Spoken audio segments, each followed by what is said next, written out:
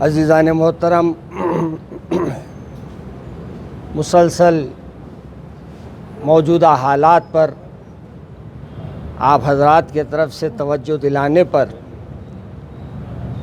आज ये नशिस्त रखा। सबसे पहले तो मैं मस्जिद गिराने पर हमारे सीएम साहब की मजम्मत करता हूँ और उनके बारे में मेरी एक ही राय है, वो जिसकी सालगिरह बनाए वो उन्हीं के चेले हैं। अब इनका भी वो ही हाल होगा जो इससे पहले हमारे हिंदुस्तान के बड़ी बातें कहने वाले साहब का अंजाम हुआ था। एक बात याद रखिए, अल्लाह के घरों को गिराने वालों से हमारी दोस्ती हरगिज़ नहीं हो सकती, चाहे कोई भी रहे। अगर जो अल्लाह के घर को गिराया, हम ये अल्लाह से उम्मीद रखते हैं अल्लाह उसको भी गिराएंगा इंशाअल्लाह।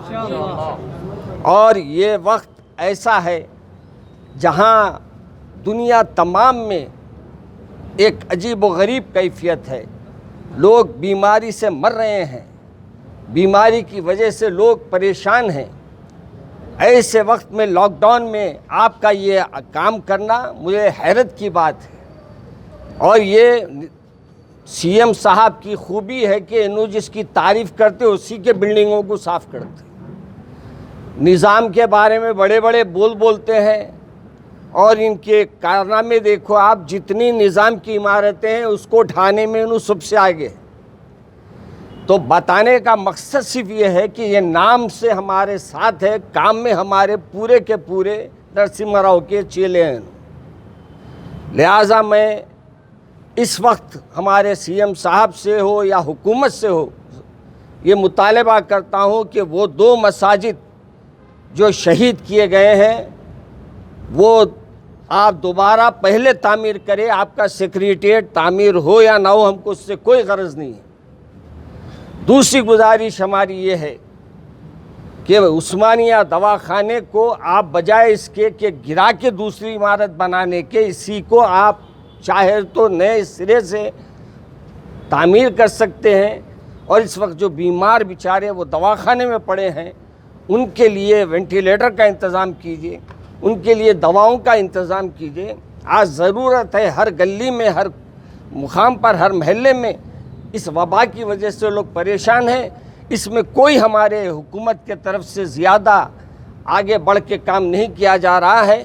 हम हुकूमत से मुतालबा ये भी करते हैं कि इस सिलसिले में वो सख्त तौर पर एक्शन ले और अपने तामीरी काम को जो है वो मुकम्मल कराए और उस्मानिया की बिल्डिंग को नए सिरे से, जो भी उसके कमज़ोर यानी जहाँ से ये पानी वगैरह आ रहा है, उन चीज़ों को रोकने की कोशिश करे और इन इमारतों को अहमियत दीजिए। आप सिर्फ नाम लेके खुश मत कीजिए।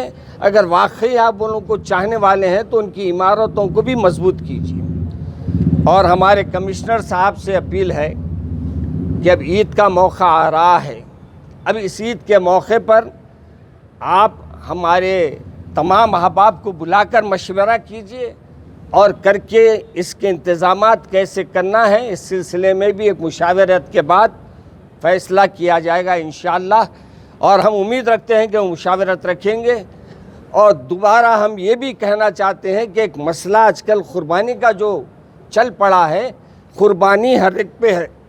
हाँ, ऐसी सूरत में जहाँ आपको क़ुरबानी करने नहीं दिया जा रहा है, जैसे बम्बई में हाल में मैं पढ़ा, वहाँ इजाज़त नहीं देंगे, ऐसी सूरत में वो बात हो सकती है। मगर यहाँ वैसी बात नहीं होने देंगे हम इंशाअल्लाह।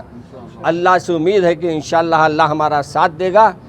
और आप हजरात के सवाल कुछ है तो पूछिए, आप मौजूद है, इस बात से बोल दे रहा हूँ मैं। 2 बातें मैं हाल में भी मैं किसी तवज्जुह से मैं बोल भेजा। हमारे को ये भी बताना मकसद है कि हमारे कुछ उलमा को ले जाइए आप, जहाँ इस वक्त मसाजिद थे वहाँ हमारे कमिश्नर साहब से मेरी ख्वाहिश है और हमारे वो क्या कहते हैं उनके पीए से, सीएम साहब की क्या रहते भाई वो, हाँ, सेक्रेटरी, चीफ सेक्रेटरी से, कि वो हमारे को ले जाए और वो दोनों मसाजिद का मुआयना कराए ताकि हमको मालूम हो गिर गई या गिराई गई। लेकिन कोर्ट की जानिब से कोई रेजोल्यूशन पास नहीं किया गया, तो आप इस सिलसिले में क्या कहेंगे? देखिए, वक्फ बोर्ड किसके कंट्रोल में है? वो वक्फ बोर्ड का खुद कंट्रोल जो है सीएम साहब के हाथ में है। अब वो वक्फ बोर्ड के अंदर बैठने वाले कौन है वो भी आप जानते हैं। तो अब अपन सीएम से मुतालिबा करिए, सीएम से लड़ाई है हमारी, किसी और से नहीं है हमारी, क्योंकि गिराए उन्होंने जवाब देना हमारे। एक न्यूज़ वगैरह में पढ़ा मैं कि कुछ उन्होंने वहाँ कोर्ट में कुछ दाखिल किया है बोलकर। मैं वो जब तक कि वो फैसला यानी वो जो फैसला हुआ है वो हाथ में नहीं आया, जब तक अपन कुछ बोल नहीं सकते, क्योंकि वो कोर्ट में केस है।